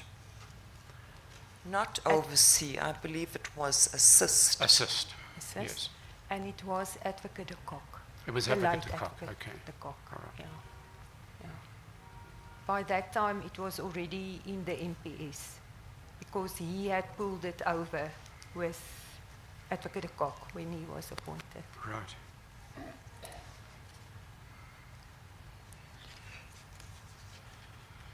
So this work in assisting the TRC component, did it become your full-time job or just one of your several jobs? Advocate Vani, I unfortunately had the representations and complaints. I oversaw the tax components in the provinces. I was also the liaison, excuse me, commissioners, not looking at you. I was also the liaison with the directors of public prosecutions, organizing or coordinating the meetings. So yes, this was one of my portfolios, but according to me, we had a very, very competent nodal point with Advocate Singh and also with the DPCI. So if you just had to give a rough estimate of the percentage of your time that you were able to devote to the TRC component, what would it be? Now, I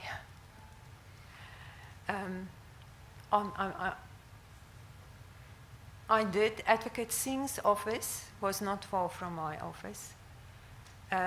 We both came in very early in the mornings, very early. She was there like 6 o'clock in the morning. When I came in by 7 o'clock. Can you give a percentage? I can't give a percent. I just want to explain that I can't give a percent, but I do know that I did work with her. When she was in the office, I saw her almost every day. I cannot say to you what my percentage of work was, but I did try to balance my work between the TRC and all the other portfolios that I had. But I cannot give you a percentage. That's okay.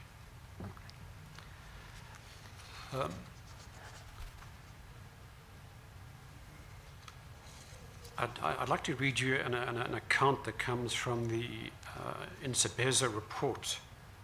I'm assuming you're familiar with the Insebeza report. Yes. Because in the Insebeza report, it's mentioned that you and Advocate Singh were responsible for, and I'll read it to you, and you can just indicate whether you agree with the summing up or not. It's just a few lines. Yes, after you have given where this is to be found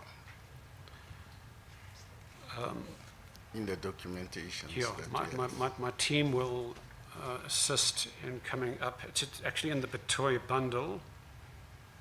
That's bundle 15.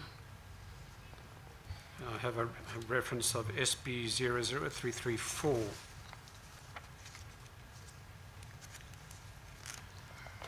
But I'll just read it slowly. I must just register, Chair, that we do not have the particular documents that have been referred to. Yes.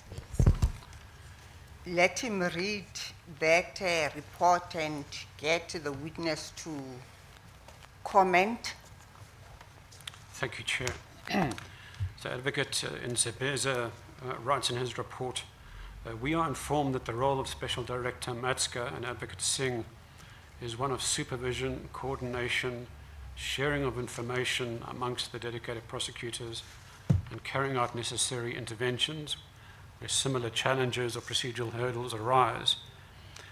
We are of the view that this is critical to ensuring a uniform approach to the TRC prosecutions, an approach which should be guided by an agreed understanding of questions of law that may frequently arise. This includes, for example, questions of delayed prosecutions, payment of legal costs, presumption of death for missing victims, or victims whose remains were destroyed, the probative value of evidence secured on affidavit where the witnesses are now deceased, and the admissibility of testimony given before the TRC. Would that description roughly accord with your assessment of your role and the role of the component?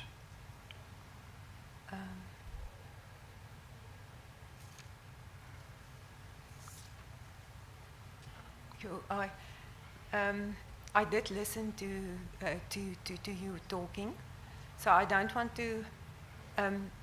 I know that I did work quite a lot with Advocate Singh on the TRC matters.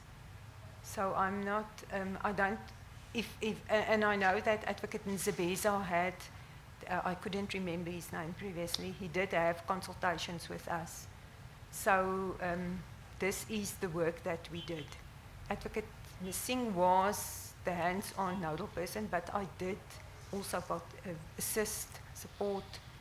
I wasn't just sitting behind my desk, and I was actively assisting her. So I'm not sure if that is what is written there. Yes, the impression one gets is that it's a very supportive role. Yes. with the help of legal advice perhaps. But you exercise no, excuse me.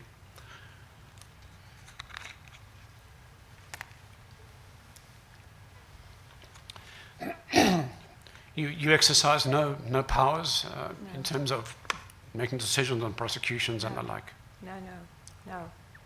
No, that was, the matters were decentralized, so decisions on is made by the DPP because it was decentralized. That is, I couldn't make a decision on prosecution. That wasn't part of at the national office. You can't make those decisions. We didn't. Previously, on the TRC matters or the PCLU, maybe that was the case because it wasn't decentralized, but it was properly and duly decentralized for a DPP in a province to make a decision and for the national office to review and support where need be. Yes. Thank you. On the supportive role and on the question of legal advice, do you recall ever getting an opinion in the Craddock format dealing with the admissibility of TRC evidence?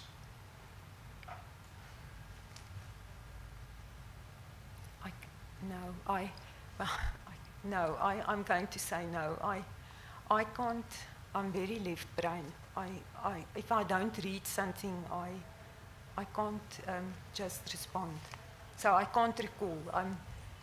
It's okay. If you can't recall, that's fine. Sorry. Yeah. Sorry. Now, prior to the decentralization and the creation of this TRC component, which was created in September 2021, were you aware of attempts by the Foundation for Human Rights to persuade the NPA and the state more generally to create a dedicated investigation and prosecution unit, perhaps under a full-time special director, just as you have for commercial crimes and sexual offences?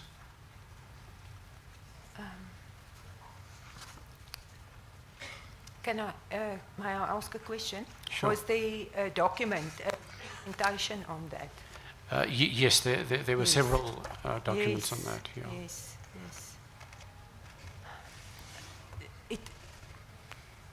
It rings a bell, but I can't. Sorry, Chair, I'm sorry to interject. I think it would be fair for this witness to be provided with documents that she needs to express her view on. I think it's a bit unfair to be referring to documents that she has not signed off at this stage. Well, at this stage, she is being asked if she is aware of such a document or not. And I think it's a fair question. And Are you aware of such a document? Chairperson, If you are aware of it, yes. If not, no. Chair, can I also interrupt? The inquiry is for all of us, not just for Ms. Matske. So if there's references that we haven't been given time to peruse, we don't know whether to object, we don't know whether to agree with the proposition, and sometimes Mr. Vani does make propositions that are incorrect. So I support my learned friend as the leader of evidence that it's not fair for all of us. It's not fair Yes. for Mr. Gwala, and I'm not speaking on behalf of Mr. Gwala, but it really isn't fair. Yes. Ms. Maske, are you aware of such a document? may I say that I need to, before I can answer properly, now I can't offhand say, but it's possible. But I need to see and to then refresh my memory. So you're not aware? I'm not aware. Let me say it that. rings a bell in Afrikaans. Jy hoor die klokkie lê, maar jy weet nie waar die klokkie hang nie. Thank you, Commissioner. Dankie. So, Chairperson, the question isn't based on a particular document. It's just that the proposal for a special investigation such as an investigating directorate or a special unit under a special director, was proposed, but ultimately not accepted. Yes. And I just want to know from the witness whether she thinks that if it had been accepted, that might have produced greater results. But is it a clarificatory question, Mr. Van? Well, we're just seeking her opinion, given that this is a Yes. fact-finding I commission. will overrule it as not being clarificatory. Okay, as the commission pleases. In any event, the witness has answered that she's not aware. Noted.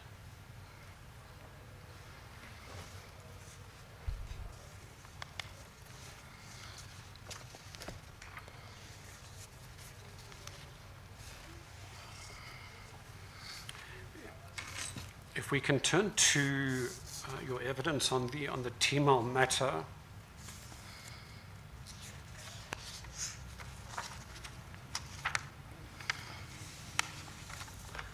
And I should disclose that at that time I did represent Mr. Kaji and the TML family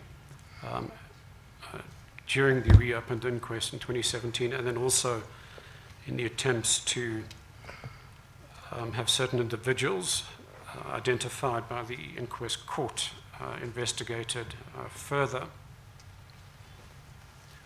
And I just want to get your view on the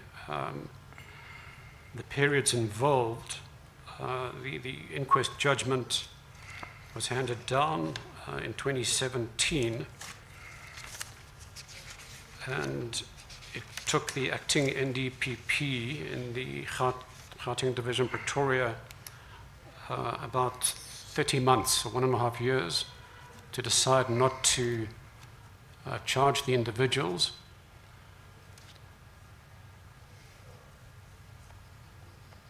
And then you confirmed that it was taken on review, and it looks like it took a few more years for that review to be resolved. And eventually on 15 February 2023, it's mentioned that that review overturned the decision not to prosecute, but by then, as you mentioned, witnesses had died or become unwell, so it couldn't be taken further. So that was a 6-year period.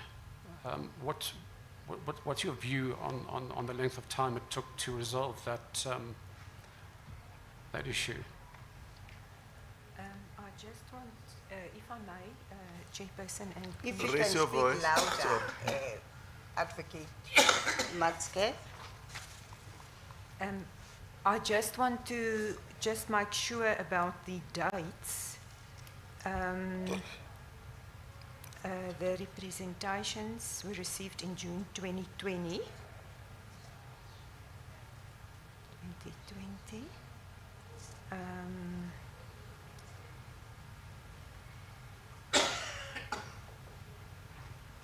The report, the final report, was received in October 2020. 2020. The initial review memo was submitted to the late Advocate de Kock in October 2020. I just need to refresh my memory here. Good. That was October. Then the second opinion was received in February 2021. February 2021. Advocate de Kock then dealt with the matter. February, March, April.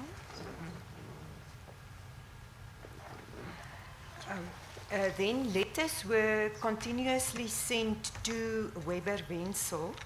I'm just going through the document, the affidavit of Mr. Venemans, as in paragraph 17, because then the suspects had to be engaged and their representations had to be taken.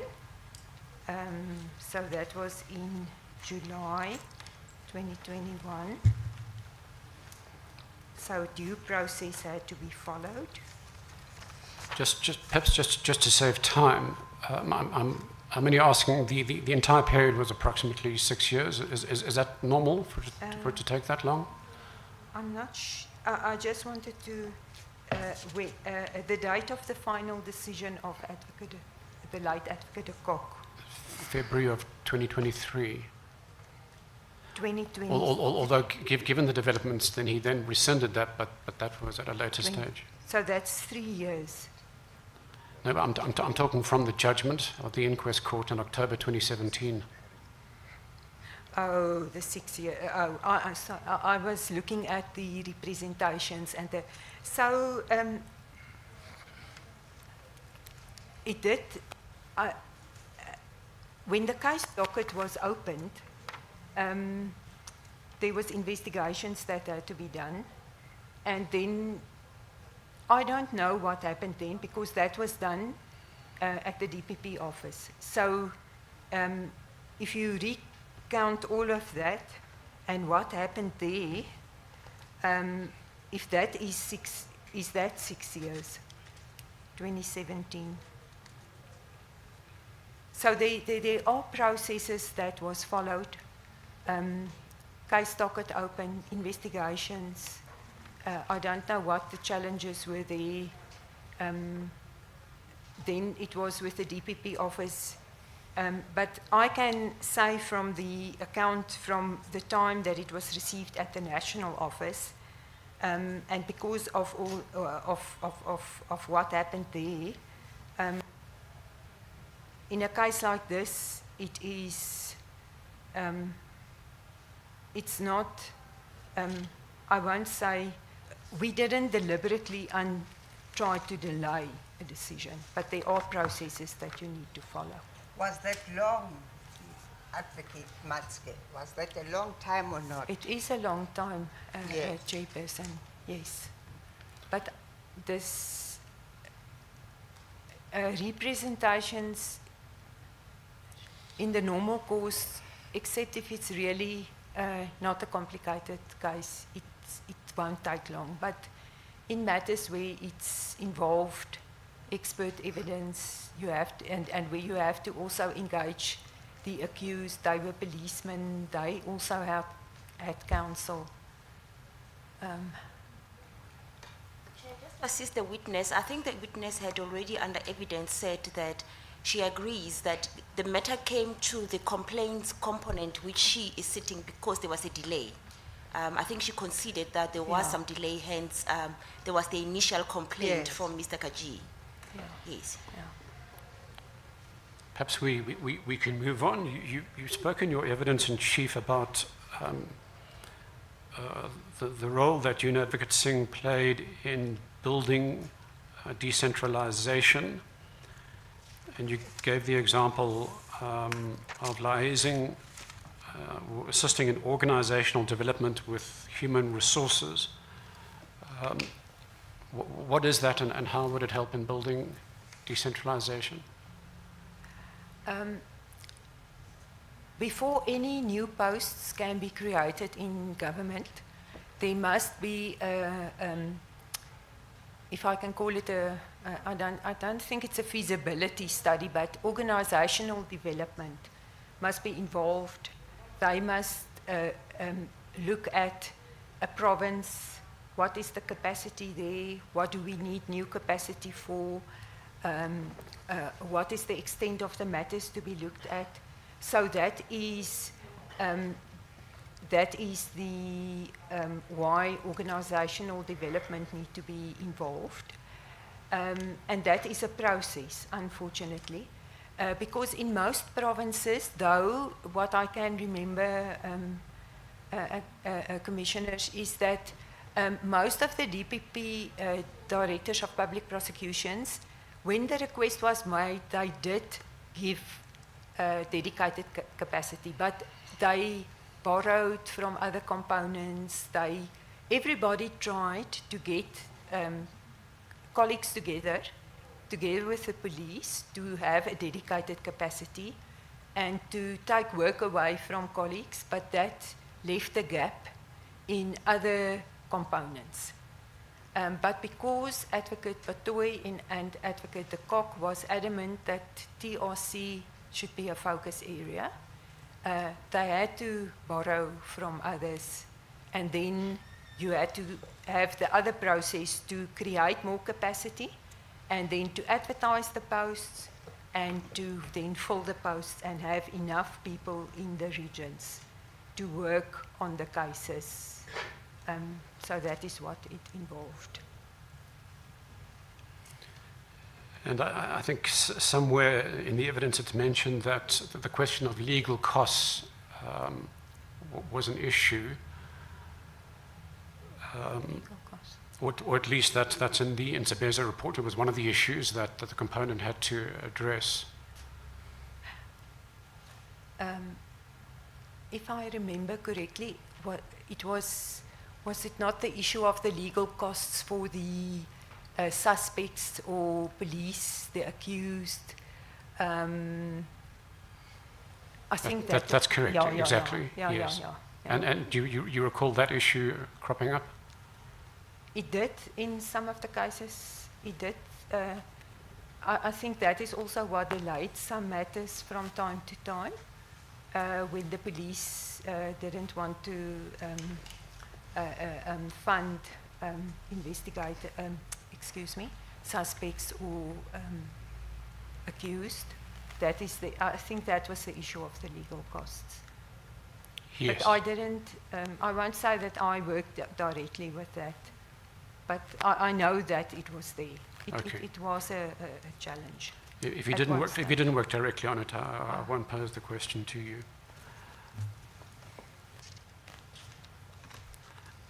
You mentioned that the head of the National Prosecution Service, Rodney de Kock, that he was very hands-on with the TRC cases. But given that he was the head of the entire National Prosecution Service, which is, I suppose, one could argue, the most important job in the entire NPA,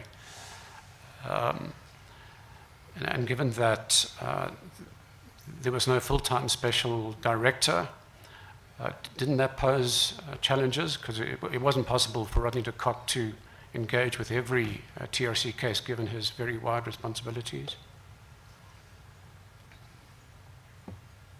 Now, if I say he was hands on, he didn't.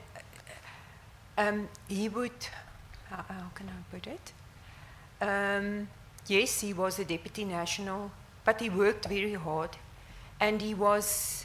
If there was a question about a case or a complaint, or he wanted to know something, he would. If I say hands on, he would go to the senior and say, "What's happening here?" And he was very adamant with regard to the portfolio presentations that he would do that. Everything had to be prepared. He had to do a dry run. He had to do it. The meetings with the stakeholders. So that is what I meant with hands-on. He had a lot of energy. Yes, and may his soul rest in peace. Yes. You were asked about whether there have been improvements since the creation of the TRC component, and you mentioned some improvements, such as getting all the documents together, looking at the decentralized capacity, which you called a milestone, developing of relationships with police and attorneys, and so on. But would you agree that, notwithstanding all this good work, it hasn't resulted in substantial delivery?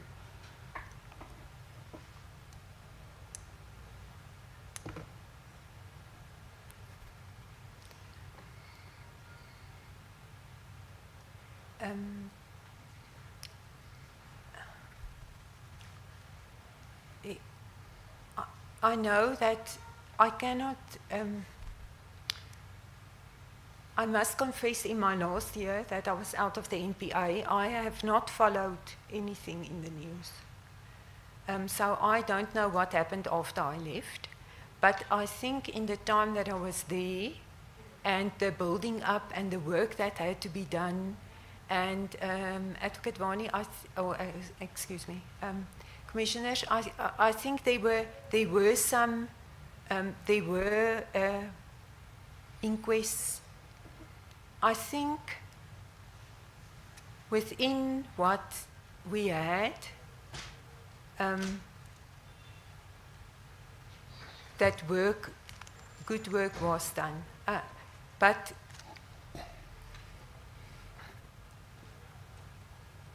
was it enough? It was late.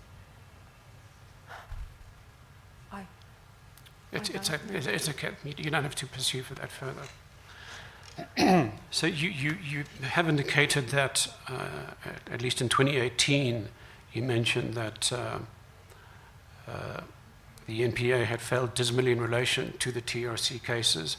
And unfortunately, as we sit here today, we don't have much to show for ourselves. So who should take responsibility for the failure to deliver in these cases? Only the NPA can take responsibility.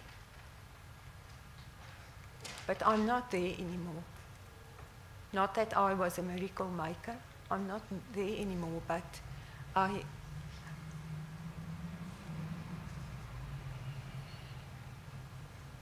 I know, what I do know from my working with Advocate Singh, I don't know, I think there's more capacity now, but even in the regions with the colleagues, and even with the DPCI, the will is there, and I don't know why it's not providing results if that is the way that it is.